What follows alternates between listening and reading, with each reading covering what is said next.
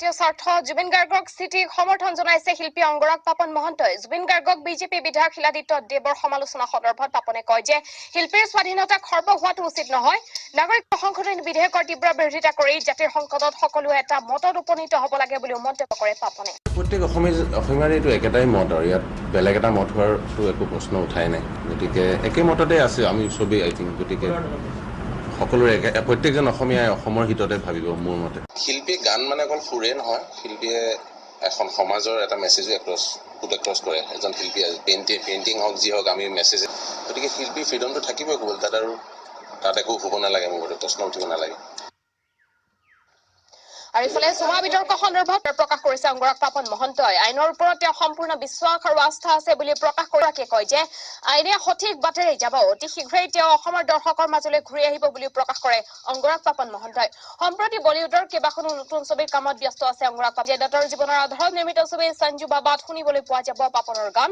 শ্বাহৰুখ খানৰ নতুন ছবি জিৰোৰ লগতে পেইণ্টিঙৰ কামত ব্যস্ত আছে। যদি চাইছে মই তাত একো মাত দিবলৈ নাই, গতিকে মই আইনক বিশ্বাস কৰোঁ। মই জানো সময়ত মানুহে গম পায় আইনে বস্তু ভালকৈ চাগে, মই বিশ্বাস কৰোঁ তাৰ ওপৰত মই বিশেষ এটা মই পেইণ্টিং কৰা আৰম্ভ কৰিছোঁ। স্কুলত আগতে পেইণ্টিং কৰিছিলোঁ, সময় পালোঁ, সুযোগ পালোঁ, ভগৱানে কিবা এটা ভালেই কৰে, গতিকে বৰ ধুনীয়া ধুনীয়া পেইণ্টিং কৰি আছোঁ। শ্বাহৰুখ খানৰ চিনেমা গানটো নাজানো, কিন্তু ৰিচেণ্টলি সঞ্জু বাবাত নেক্সট মুভিখনত এটা গীত আছে, সঞ্জু যোনটো সঞ্জয় দত্ত বায়'পিক।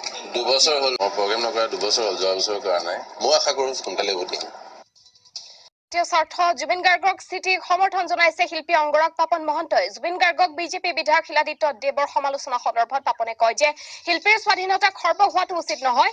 নাগৰিকত্ব সংশোধনী বিধেয়কৰ তীব্ৰ বিৰোধিতা কৰি জাতিৰ সংকটত সকলোৱে এটা মতত উপনীত হ'ব লাগে বুলি মন্তব্য কৰে পাপনে। প্ৰত্যেক অসমীয়াৰ এইটো একেটাই মত আৰু ইয়াত বেলেগ এটা মত হোৱাৰতো একো প্ৰশ্ন উঠাই নাই। গতিকে একে মততে আছে আমি চবেই আই থিংক। গতিকে সকলোৰে প্ৰত্যেকজন অসমীয়াই অসমৰ হিততে ভাবিব মোৰ মতে। শিল্পীয়ে গান মানে অকল সুৰে নহয়, শিল্পীয়ে এখন সমাজৰ এটা মেছেজো এক্ৰছ কৰে। এজন শিল্পীয়ে পেইণ্টিং হওক যি হওক আমি মেছেজ, গতিকে শিল্পীৰ ফ্ৰীডমটো থাকিবই ক'বলৈ, তাত একো হ'ব নালাগে, মোৰ মতে প্ৰশ্ন উঠিব নালাগে।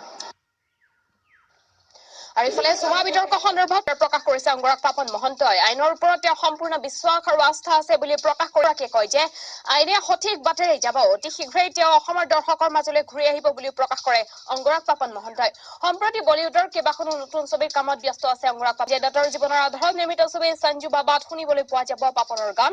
শ্বাহৰুখ খানৰ নতুন ছবি জিৰোৰ লগতে পেইণ্টিঙৰ কামত ব্যস্ত আছে। যদি চাইছে মই তাত একো মাত দিবলৈ নাই, গতিকে মই আইনক বিশ্বাস কৰোঁ। মই জানো সময়ত মানুহে গম পায় আইনে বস্তু ভালকৈ চাগে, মই বিশ্বাস কৰোঁ তাৰ ওপৰত মই বিশেষ এটা মই পেইণ্টিং কৰা আৰম্ভ কৰিছোঁ। স্কুলত আগতে পেইণ্টিং কৰিছিলোঁ, সময় পালোঁ, সুযোগ পালোঁ, ভগৱানে কিবা এটা ভালেই কৰে, গতিকে বৰ ধুনীয়া ধুনীয়া পেইণ্টিং কৰি আছোঁ। শ্বাহৰুখ খানৰ চিনেমা গানটো নাজানো, কিন্তু ৰিচেণ্টলি সঞ্জু বাবাত নেক্সট মুভিখনত এটা গীত আছে, সঞ্জু যোনটো সঞ্জয় দত্ত বায়'পিক।